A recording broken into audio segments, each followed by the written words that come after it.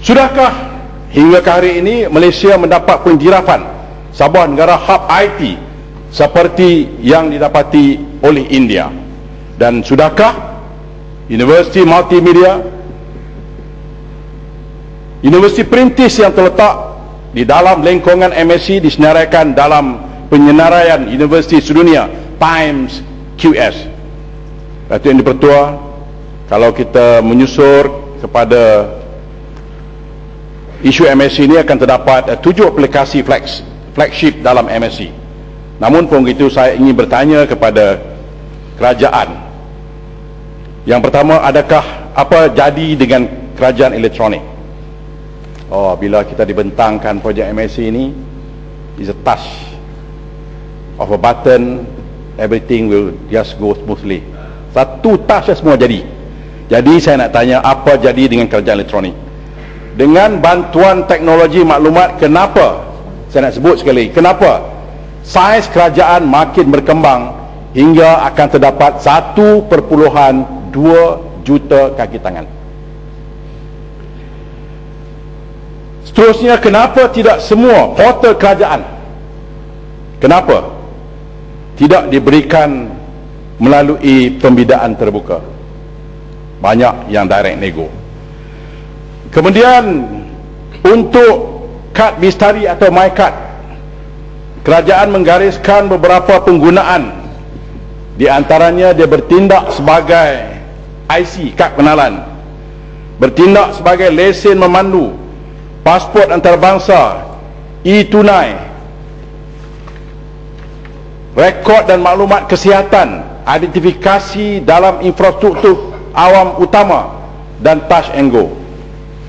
Nampaknya rakyat kini menggunakan MyKad sebagai IC biasa saja. Kualitinya kualiti kad juga rendah dan mudah rosak. Kalau kita bubuh dalam pos lebih daripada 3 tahun dan tak dipegang kad itu, bila kita cabut, dia akan menjadi sagon. Orang Kedah kita sagon, aput. Berjuta-juta ringgit dibelanjakan tanpa penggunaan yang meluas. Soalannya, apa yang jadi kepada aplikasi yang telah diwar-warkan?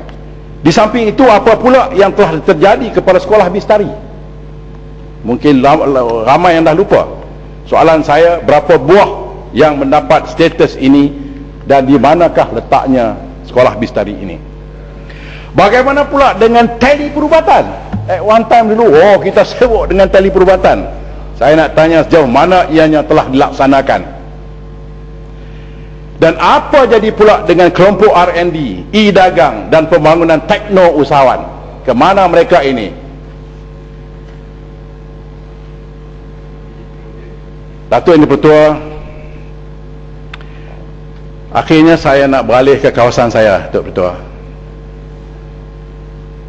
Ada sebuah syarikat yang ditubuhkan oleh kerajaan lama dahulu, semasa mantan Perdana Menteri, bukan yang ni, lama, untuk menyelia jalan-jalan persekutuan.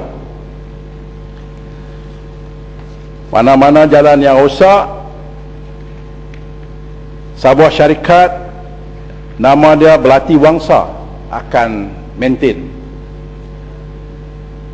Yang saya pelik itu, JKR boleh buat jalan waktu itu, JKR boleh buat sekalian, tapi JKR tak mampu nak maintain. Maka kerajaan telah lantik sebuah syarikat, nama dia Belati Wangsa. Dia bukan saja jaga di Sungai Tani, Tok Yang Pertua, dia jaga daripada Utara Perak ni sampai ke Perlis. Jadi nak maintain jalan. Tapi performance Belati Wangsa ni, saya minta lah kerajaan tengok. Tidak mungkin JKR kalau pandai buat jalan, hebat buat jalan, ada peruntukan, tetapi nak maintain, kena kontrak kat orang lain. Jadi sudah tentulah tidak masuk akal. Jadi saya minta untuk dilihat balik peranan Belati Wangsa, dan saya minta kalau boleh review balik kontrak mereka dan apakah fungsi mereka, sedangkan kerajaan pun telah membesarkan institusi-institusi seperti JKR. Dan sebagai penamat, Tuan Yang Pertua, saya ingin katakan,